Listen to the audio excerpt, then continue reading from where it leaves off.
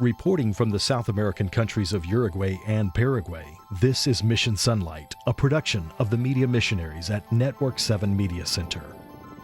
In response to the call to reach the cities, the South American Division is building 4 new churches as centers of influence in these 2 countries.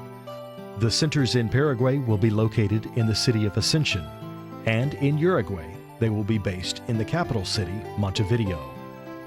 Uruguay is located in the southeastern region of South America, with a population of 3.3 million. More than 1.8 million live in the capital. Many political observers consider this to be the most secular country in the Americas. Secularization has caused a decline in the interest of spiritual matters.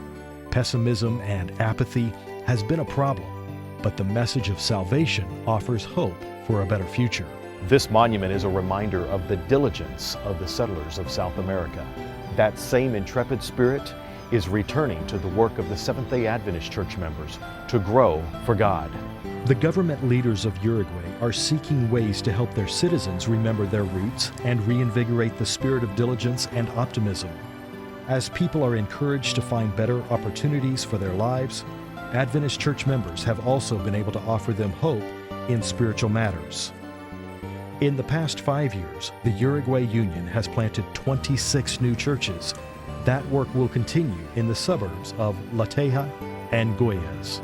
I am currently serving as the pastor of the Goyas Adventist Church, which is an inner-city church.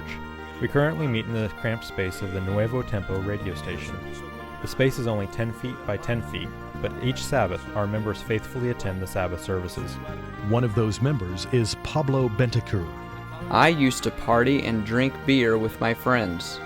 During those parties, we had the radio playing in the background. It was tuned to Nuevo Tempo. During those parties, my wife and I would hear things on the radio about Jesus that caught our attention. Little by little, the hearts of Pablo and his wife were softened to the calling of Jesus. My wife and I began to question whether there was more to life than partying and drinking.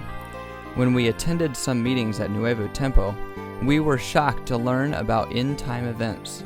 We realized that we had to surrender our lives to Christ and allow Him to lead us. 2 years and 3 months ago, my wife and I were baptized. Pablo and his wife were impressed by the outreach of the members attending this small congregation of Nuevo Tempo. Our church family is active in outreach to the community. They spend time giving health treatments and counseling those who come to us with questions. Every Sunday, the group gathers together to create bouquets of flowers that are distributed into the community to brighten people's lives.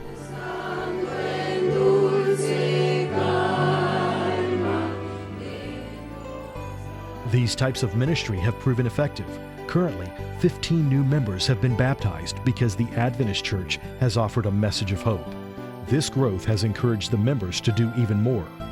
Located on the edge of Montevideo is the La Teja Church.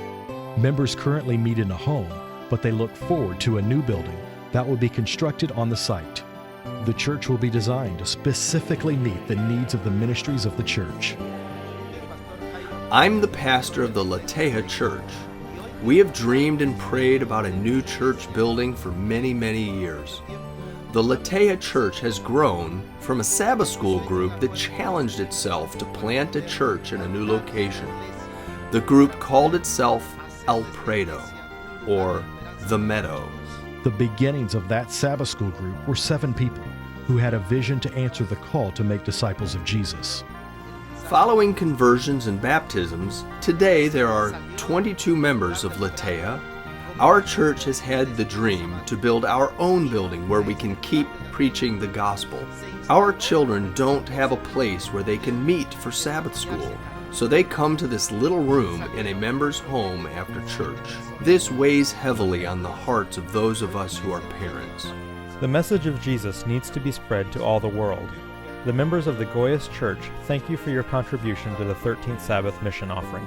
We are grateful to our brothers and sisters around the world who will help provide a place where we can share Jesus with a greater number in our community.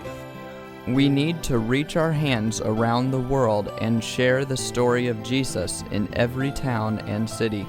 Thank you for committing to support the Center of Influence at Goyas and La Teja at Central Montevideo. This 13th Sabbath offering will give families, children, and elderly people new hope in their life.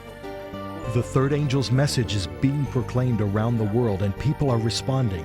On Sabbath, March 26, you will have the opportunity to share in reaching your brothers and sisters in South America. Have you planned your gift? Reporting today from the city of Montevideo, Uruguay, and from the production center of Network 7 Media Center, this is Mission Sonlight.